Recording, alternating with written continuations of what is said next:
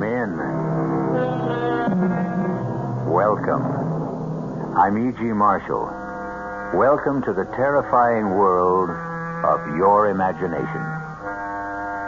My story explores the dark, uncharted area of the human brain. Despite medical research, scientists admit that there is much that is still unknown about the flesh and blood computer which guides our conscious and unconscious lives. Let us listen as Colonel Edmund Plant of the CMI warns Dr. Gentry what dangers exist when we attempt to control this complicated human mechanism. Let me explain, Doctor. Your patient, Kent Hatcher here, may be a time bomb. We have no idea what was done to him. But we do know, from other cases, what to expect. You mean, brainwash? Perhaps. It's very likely Kent may have been subjected to deep and continual hypnosis. His mind washed as clean as a sheet of white paper, then programmed to commit some terrible act against his own people.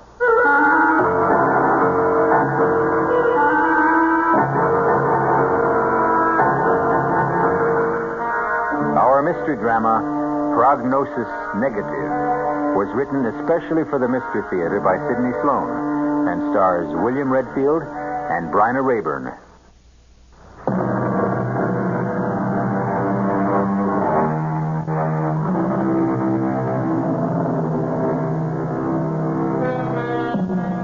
Colonel Edmund Plant was on an unpleasant errand. As he walked into the big, dirty gray building, the military hospital for the insane, known to the brass as the Pit, he could think of many places he'd rather be. But this was a duty he had to perform, part of his job, and he wanted to get it over with as fast as possible. I hope this won't take too long, Dr. Gentry. No, not too long, Colonel Plant. All we need is your official identification. We've been able to identify him from his fingerprints, but the official rules call for your observation and signature. I know. Right this way. We've got him in a private room because of his condition. Yeah, here we are. Step inside, please. I'll speak to him. I don't know if he'll respond. Kent, can you hear me? Colonel Plant, your commanding officer, is here to see you. You want to talk to him? 6, 5, 3, listen to me. Listen to me. What does that mean? Well, we don't know. That's the only response we've been able to get from him. Kent, do you remember me? Kent. See? Look at his eyes. No focus. He doesn't hear you. He's in a world of his own. Kent Hatcher disappeared on a mission behind enemy lines 8 years ago. 2 months ago, he showed up in a prisoner exchange. We had believed him dead in action. After 7 years, he was declared officially dead. Well, does he have any relatives? A wife? Yeah, he had a wife. She's remarried. Moved away. Left the state, I believe. Anyone else, Colonel? No. So, here he is. Mindless, mutilated, tortured. No relatives, no friends. And his superiors embarrassed or annoyed that he's still alive. Now, I did not make the rules, nor did I persuade Kent Hatcher to take the mission. It was purely voluntary. I know.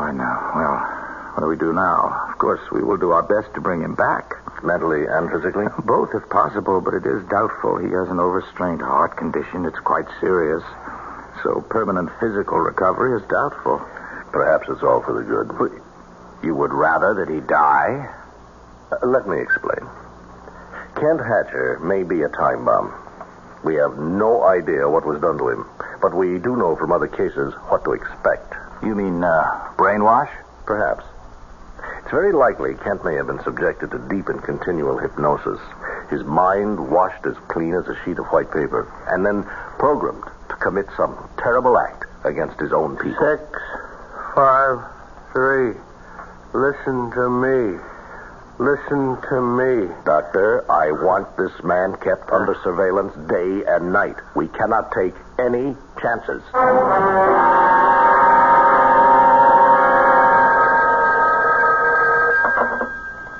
CMI, Colonel Plant here. Oh, Colonel, this is Dr. Gentry. Paul Gentry. Yes? Remember we were talking just last week about the case of Kent Hatcher, one of your agents? Oh, yes, that. Well, yes. I'm afraid I'm going to puncture that theory of yours about Hatcher being something of a time bomb ready to blow up. I'm certain that he's not dangerous.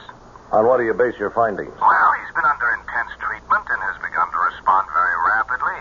He's mild and cooperative. He's almost childlike. I see. I've reduced the guard to 1 8-hour shift, midnight to 8 in the morning, and at all other times he is constantly in the hands of our nurses and therapists and other personnel. Well, you are something of a gambler, Doctor. What, gambler? Taking that kind of a risk. No.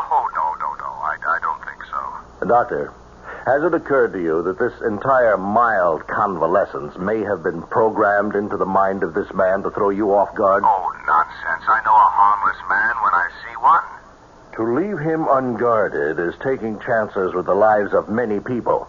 Heaven only knows what has been fed into his receptive and willing mind.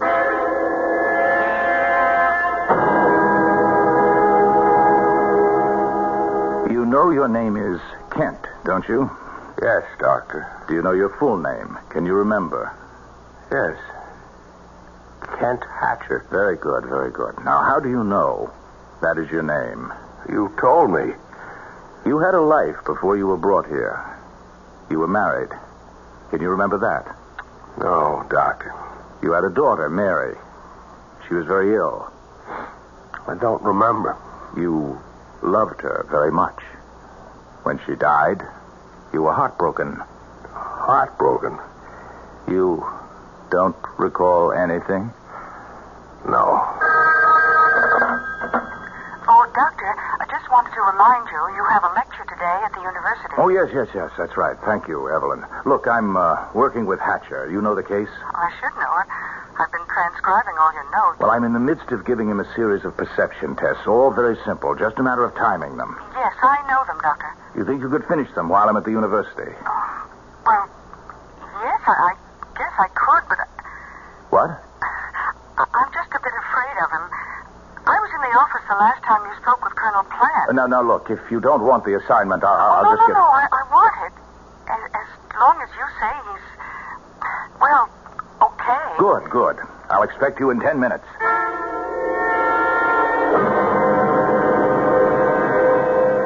Excellent, Mr. Hatcher. Excellent. Well, I'll have a good report for Dr. Gentry.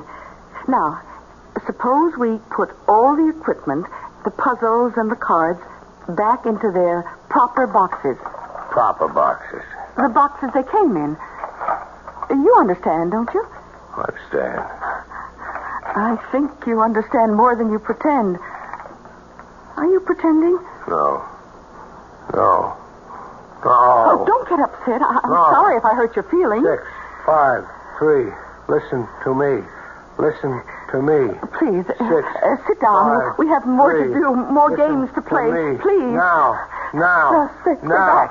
Stay back. Now. Please, Now. don't hurt me. Now. Please.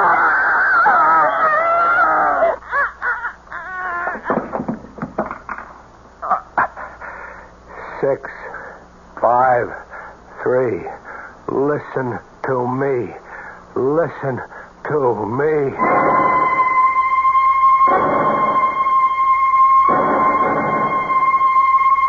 I'm grateful to the officials who have given me this airtime to explain a very serious matter. I am or was Ken Hatcher's doctor, and I must add my warning to the hundreds of others you have read in your newspapers and heard over the air. Ken Hatcher is dangerous, frighteningly dangerous. Do not, under any circumstances, attempt to apprehend him yourself. Call the special numbers that have been set up for this purpose. Do not let his mild manner deceive you. He is a killer who will act without even the slightest provocation. The police have orders to shoot on sight.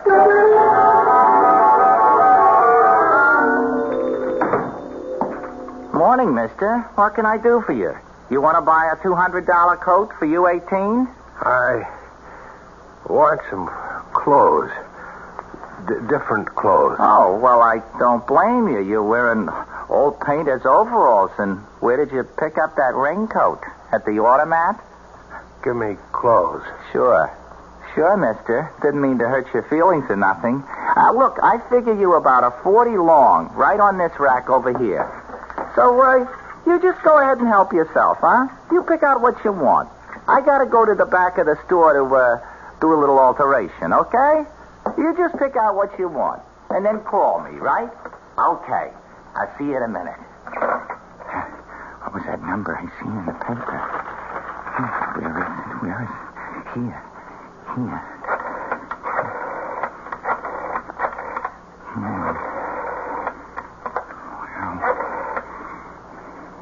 Hello, listen. He's right in my store. I recognize him in a picture in the paper. Also, I've seen it 4 times on the news. I don't know how long I could get...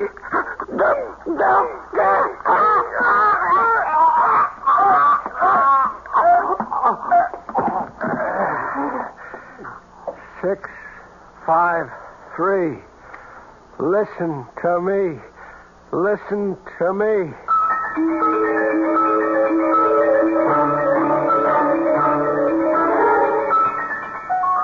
Now, the way I see it, Archie, the old girl's prime for the taking right now, with the right approach. It's the booze talking, Freddie girl. You ain't got a cent out of you, Mrs. Mowbray. And you ain't gonna because you ain't sharp enough to convince her. Look, Archie, you gotta work these big jobs slow. You rush them, you end up with an empty hand. Look, Freddie, that old tea leaves bit and the table knocking routine ain't gonna fool no one, not even your stupid Mrs. Mowbray, who wants to get in touch with the spirit of her dear dead departed. Hey, take the bottle and get in the other room. Might be a customer for a reading. This hour, 11:45? Yeah, it's probably some drunk. Oh, the better. They give bigger fees. And no complaints. Now, get out. All right. I'll be sitting behind the curtain in the kitchen. Yes? Oh, step inside, friend, and let Frederica Gillis solve your problems. You have... Yes. Oh, look. Step inside, please. That's better. Now, what's troubling you, friend? Money matters, domestic difficulties, fear of the future? There is a sign in your window. Spiritual reader, forecaster of the future, palms red. No, not that. Not what? The sign, the sign, room to rent. Oh, that. Well, that's a mistake, mister. We had a room vacant, but we really don't have it. I took that room 3 months ago. I'm the lodger here. There ain't no more room. But the sign is still in the window. Just a mistake. It should have been taken down. No room? No room, chum. So, this way out. Wait. Maybe we have got a room for this gentleman. What? Freddie, have you got... Top floor, sort of an attic room, if you don't mind the climb. What? Wait a minute, you can't give him that room. Now, I've got all the photographic equipment in there. Well, you better clear it out, because I've just rented the room to this here nice gentleman. You want to take a look at it, sir? I'll take it. Without even looking at it? I think you'd better go up and then decide. I want to be fair about it. Right up them stairs, top floor, first door on the left. Well, I don't need to look. Now do as you're told. Go upstairs. Yes, I'll go. I'll do as you say. What is the crazy idea of that? Now, what do you want him around here for? For a very definite reason. I recognized him immediately. You did? Well, who is he? He's Kent Hatcher, the man the entire country is searching for. That one? And you let him in? Oh, put down that phone, you fool. Put it down. Now, this guy, Hatcher, is going to be the one thing we need to pull off that caper with Mrs. Mowbray. This is the biggest piece of luck we've had. Frederica Gillis, in her own canny way, recognized more than just the features of the hunted man. She knew intuitively that he was susceptible to hypnosis and made up her mind to use this susceptibility to further her own nefarious plans. I'll be back shortly with Act 2.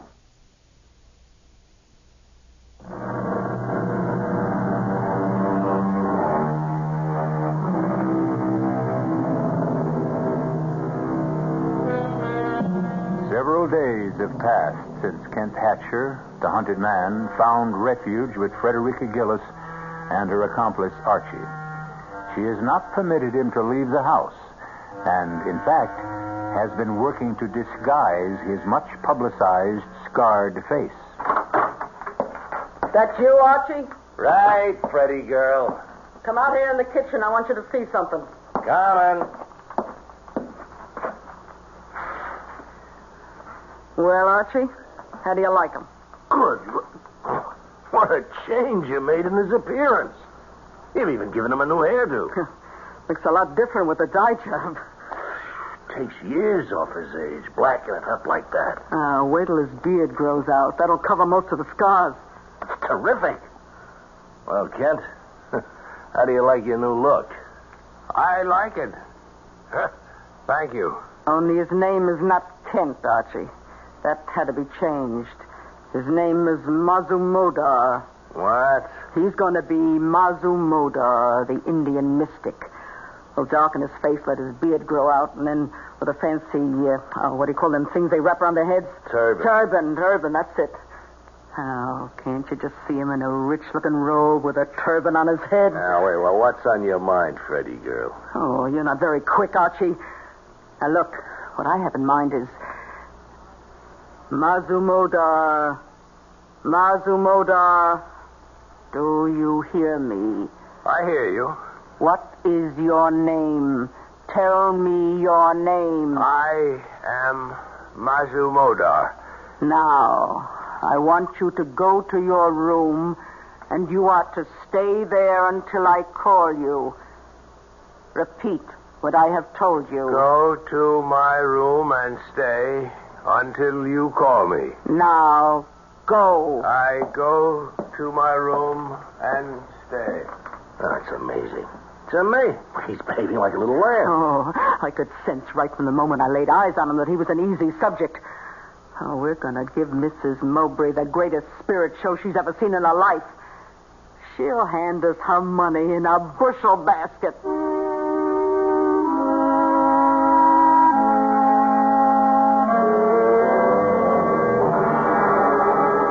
Everything ready, Archie?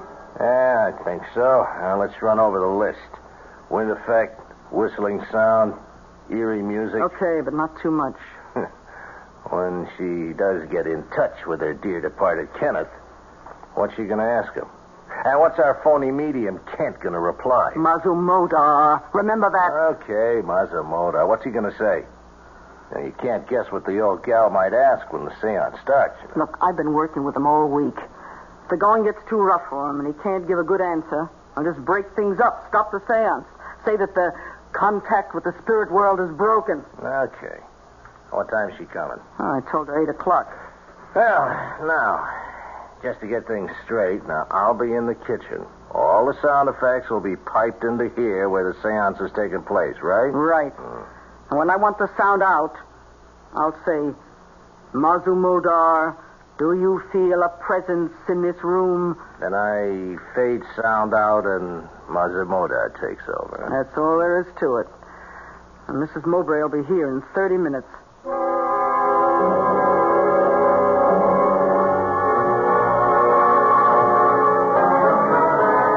Mrs. Mowbray, this is the great Mazumodar. Oh, does he speak English? Oh, yes. I've asked him to conduct the seance in English. He's agreed, though he'd rather do it in his own language. Oh, I understand. Thank him for me.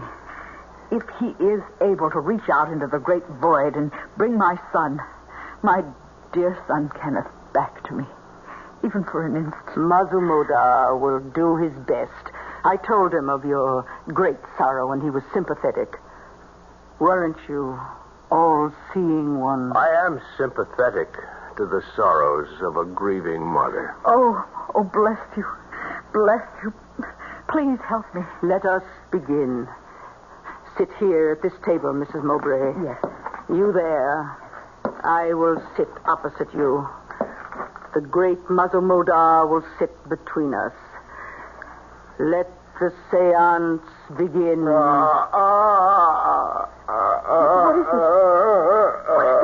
Silence. Mazumodar must reach out into the spirit world. He is entering his trance. I call to you. I order you to come. Spirits, obey the command of Mazumodar.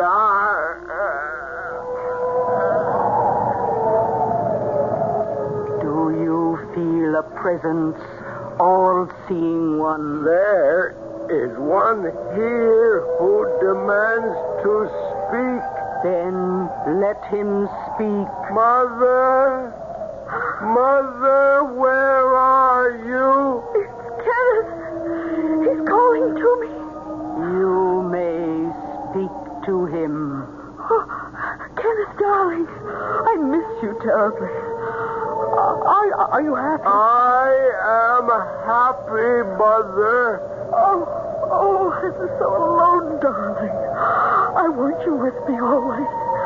I have felt your presence near me. I have been with you from the moment of my death. It has been difficult reaching you, difficult to let you hear my voice. Now you are being helped by kind and gentle people. Be good to them, Mother. Without them, our thin thread of contact will dissolve. I will return to you, and we will talk again. I will return. Oh, what happened? Why has he gone? Oh, call him back, I beg you. Mother Modar, I will give you anything you want, but please let me speak to him again. Now, stop that. You want to ruin everything? Stop, I say. The seance is at an end. Oh, please. Ask Mazumodar to forgive me for my outburst. Mazumodar understands, Mrs. Mowbray. Oh, I hope he does. When may I come again? I will call you after I consult with him. I want to... Well, I don't quite know how to say this, but can I give him something? I mean, will he accept? The all-seeing one is a holy man and may not accept money. It is unclean. Oh, well, in that case... But he must live, and I must live. That is, I will accept for him. Oh, yes, of course. Here. Oh, you are a good person, Mrs. Gillis. I'm so lucky to have found you. Goodbye. Thank you again, and please call me soon. Soon. Goodbye. Archie? She's gone finally, huh? Yeah, you didn't let the seance go too long, did you? Just long enough to make her want more. Oh, it was a complete success. Mazumodar was perfect. She loosened up the purse strings a wee bit, too, didn't she? I heard her say something about money. Yeah, 500. Take your cut. 500? Whew, it's better than I thought. Peanuts. That's just a down payment on what she's going to give us. Beg us to take. You got something big on your mind? Well, the next time, she's not going to be taken in quite so much by the atmosphere of the seance. She wants something more definite, more tangible. Well, we got all that info we collected from the Army files about her son. You know, flyer shot down. Body never recovered. Final report of his burial in enemy territory. Oh, nothing in that stuff will have any influence on her. Now, just take a look at this snapshot, taken with his buddies overseas. Take a good look at it. Yeah, all right. Yeah, well, what's so important about this photo? Look at his right wrist. What do you see? Here, use this magnifying glass. Here. Yeah. Looks like he's wearing one of them identity bracelets this guys wore at the time, especially the flyers. That's correct. Now, it was specially made for him, she told me, by a fancy jeweler. Now, at the time of his death, it was destroyed or stolen. She never got it back. So what? We are going to reproduce that bracelet. And at the next seance, Mazumodar will ask the dear departed Kenneth for some proof that he is really Mrs. Mowbray's son. And then old Mazumi will drop the identity bracelet right into Mrs. Mowbray's sweating hands. Oh, that's great. That's really a great idea, Frederica girl. Well, now, look, you take this photo and blow it up as large as you can. And then blow up the portion that takes in the right wrist. Yeah, then blow that up again. Yeah. Then get all the details, And then we find a jeweler who can reproduce the identification bracelet exactly. What do you think that'll be worth to the rich Mrs. Mowbray?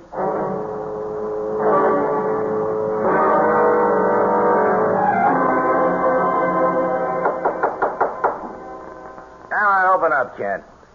Now, will you be a good guy? Good guy, now open up the door, huh? Look, I gotta get in there, Kent, and I got all my photographic equipment in there. Well, thanks, old man. Hey, I'm sorry if I disturbed you. It will take me a minute. No. No. Wait a minute, Kent, or Macabre, whatever your name. Now, listen. No. Stop. Now, don't look at me like that. Federica! No. Federica, help! 6. No. 5. No. 3. Stop. Listen No. to me. Stop. Listen Federica! to Help. me.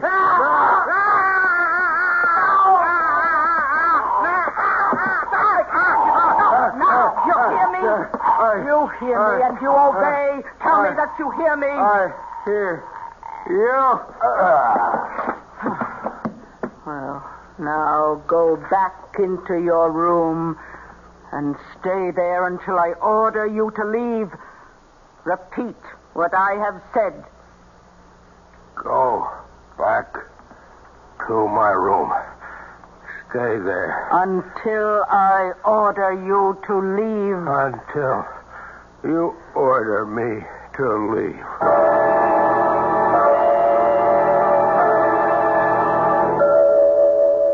Feeling better, Archie? Well, my throat feels like a horse stepped out of something. But playing with dynamite.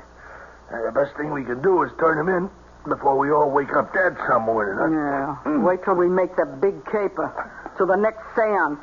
And we're able to drop the identification bracelet into the center of the table. Yeah, can we take the chance? Can we wait that long? So just go to work. Take your pictures. How long will it take to have the bracelet made? Well, I know a guy who does great work. Good. Can you get to him? He's just a telephone call away. He owes me a couple of favors. Well, call him. And then start working with your camera. I got all your equipment out of Mazumodar's room.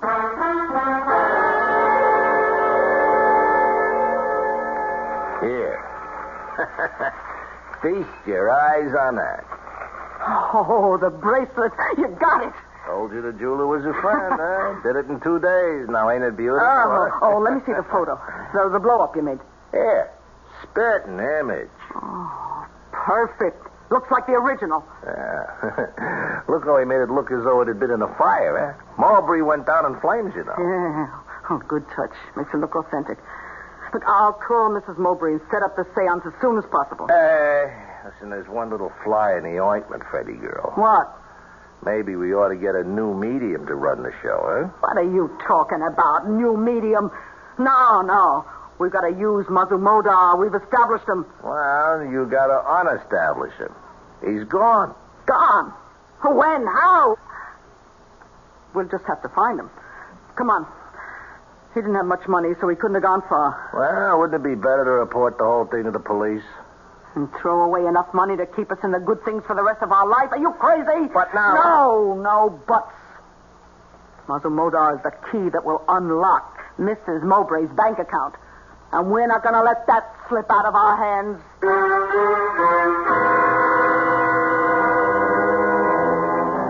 Kent Hatcher loose in the city again.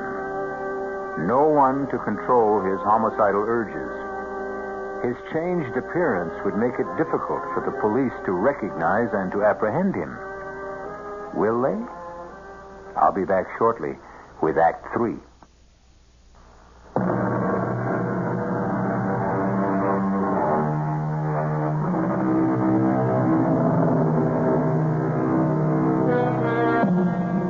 Days have gone by since Kent Hatcher broke through the bonds of hypnotic suggestion and fled from the house of Frederica Gillis. Mrs. Gillis and Archie have been hunting for him for hours. But the tortured man wanders through the big city. Something urges him onward. Something that he cannot define even to himself. Hello. May I speak to Carl Shearson, please? This is his wife. Carl, Alma, I know you don't like me calling the office, but I think I saw him. No. Carl, I'm sure. He's changed, but I knew him. Yes, I know I said that before, but this time he followed me. Yes, I tried to get away. I ran into Fletcher's grocery store, quickly ordered some groceries, and asked them to let me slip out the back entrance. I didn't see him after that. Call the police. No, I couldn't. They'll kill him. They're searching for him, and they'll take no chances. Oh, someone at the door. Must be my grocery order. I told them to send it up. Call me back in a few minutes, Carl. Coming. Oh, no. No. Please, don't come in here. Get your foot out of the door. Let me close it, please. Alma, I want to talk to you. Alma, don't hold the door. I won't hurt you. Come in. Alma, I've been following you. At first, I didn't know why. And then the name Alma kept repeating in my head. Then I knew who Alma was. Do you know who I am? Yes. I know you can't. They told me you were dead. I was alone all those years. I'm remarried. Remarried? You were declared legally dead. Even then I hesitated, but Carl insisted that we marry. He's a good man, kind. I need him. He loves me. Our daughter, Mary, dead, isn't she? Pneumonia. The year after you disappeared. Dead. Everything dead, or gone, or over. Kent, you must go away. Hide. They're looking for you. They may find you here. All over. You know, Alma, I can hardly remember what you used to look like. I can hardly remember my life.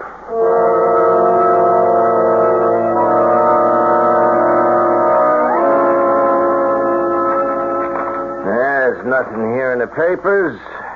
Nothing on the radio or TV. All it says is, fugitive killer still at large. Seems he ran into his ex-missus and her new husband reported it to the police. No, that means he's still in town. Yeah, worse luck. I wish he'd take off with the great open spaces. I hope we never see him again. What are you talking about, Archie? We need him. I'm hoping he'll come back here. Here? Yeah, where else can he go? He hasn't a cent. He knows he's safe here. Question is, Freddie, are we? I can control him, and we need him. I've stalled Mrs. Mowbray twice. I can't keep doing it without her losing interest. If he walked in that door today, we could schedule the seance for tonight, and Clear out of here, Archie. That's a client wants a reading. I'll go in the kitchen. All right. Call me if you want. Yeah. You, Mazumoda. Oh, come in. Archie, come here. What is it? What? Why, it's him. What? He was right. He did come back. Mazumoda, listen to me. Listen. You are to go to your room. Go to my room. You will change your street clothes to Mazumoda's robe and turban. Do you understand?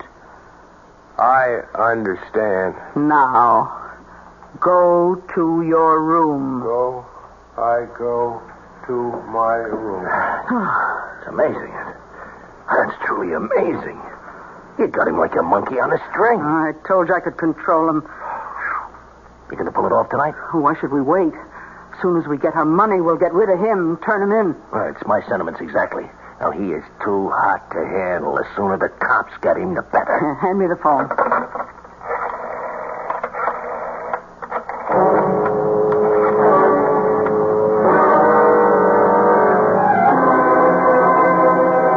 Mrs. Mowbray, right on time. Come in. Come in.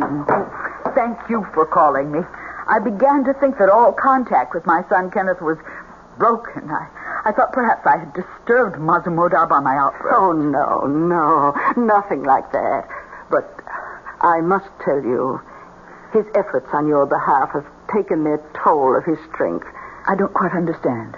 Well, every night, Mazumoda has reached out into the darkness of death to touch the spirit of your son. Oh, has he really? The effort has drained his strength. He is not well. Oh, then perhaps it may take him months, perhaps years to recuperate, and the expenses incurred are very high. I will pay them anything. Well, I am certain that he will be successful tonight.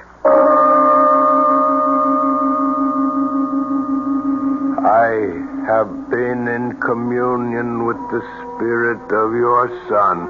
I have informed him that he must appear to you and must give you some evidence known only to the two of you to prove without any doubt that it is truly he. Oh, if he could. We will begin. Sit here at this table, as we did the last time. Yes. You there, I across from you, and Mazumoda sitting between us. Now, I will dim the lights. Let us join hands and complete the mystic circle.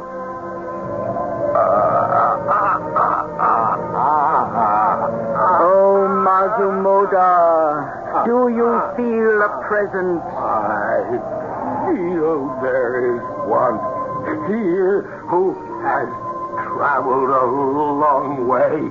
Do you know him by name? This is not simple. He is trying. He is trying to... Mazumoda, are you all right? Can you continue? I can continue. I must. The spirit is here in our midst. He wants to speak. Let him speak. Mother, I call out to you across the long reaches of infinity. Oh, Kenneth. I have spoken several times to this holy man who has made it possible to be near you. Yes, Kenneth. He has informed me that I must give you substantial proof of my presence here. What should it be? Oh, anything. I believe it is really you. No, I will give you proof of my love for you, dear mother. Do you remember your loving gift to me? What gift? Shortly before I left to go overseas on my last furlough home. The bracelet. The identification bracelet. Yes. It was never found, never returned to me. I wanted that more than anything else. I knew that, and I return it to you now. It's his bracelet. Oh, my son. Lights, let us turn on the lights. The seance is over. Oh, my dear son. Oh, could you all been to me to bring back this bracelet? Oh, this is all I have left of him. Oh, thank you, Mazumoda. How can I ever adequately thank you? I am sympathetic to the grief of a lonely mother. impossible, Di. He's fallen. Quick, help me. Help me lift him.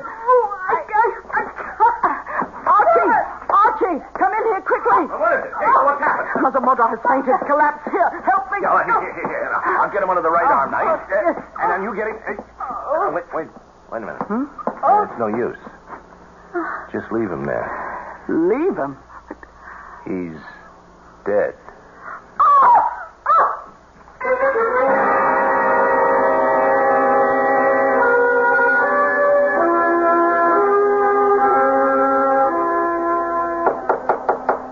Come in. Oh, yes, Colonel Plant. I've been expecting you. Yes. Official identification of the body, I know. Well, I don't make the rules. I realize that, Doctor. Let's get on with it. I have another appointment. Very well. If you'll come this way. After you, Colonel. We keep the bodies here prior to identification. Of course. Right this way, please. And here we are, number 31416. Do you identify this man, Colonel Plant? I do. His name was Kent Hatcher. His serial number... No, that won't be necessary, Colonel. It's all here on this form. May I have your signature, please? Yes, of course. There you are. Thank you. Is that all? No, that's all that's required officially, Colonel. But do you mind if I ask you a question? Yes, go ahead. That business with the identification bracelet? Oh, it was a fake, a reproduction. Mrs. Gillis' accomplice, Archie, had it made from a photograph. We got all that in their confessions. They had made it look as though the dead son, Kenneth, had sent the bracelet to his mother from the great beyond? Mm-hmm. Yes, it's a common trick played by people of this type to bilk naive women. However, there was one aspect of the matter that has not been satisfactorily explained. You mean about the inscription on the inside of the identification band? To my son, forever and ever, Mother. Doctor, there was no way they could have known what that was, or whether there was even an inscription. In some mysterious way, that engraving appeared on the inner face of the silver bracelets. How? We shall never know.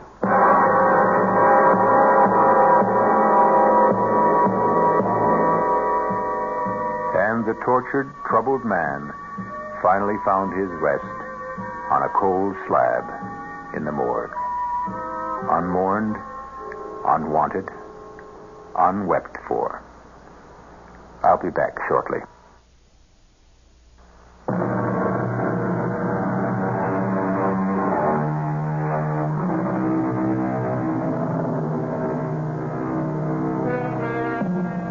So we've had a look at the terrifying results of tampering with the human brain. All the experts agreed pretty much on the methods that had been used, but not one had an answer for Kent Hatcher's mysterious extrasensory knowledge of the inscription on the inside of the bracelet. That he took to his grave. Our cast included William Redfield, Bryna Rayburn, Mason Adams, Earl Hammond, and Martha Greenhouse. The entire production was under the direction of Himan Brown. And now, a preview of our next tale. You see this writing? Yes. It is the runic alphabet.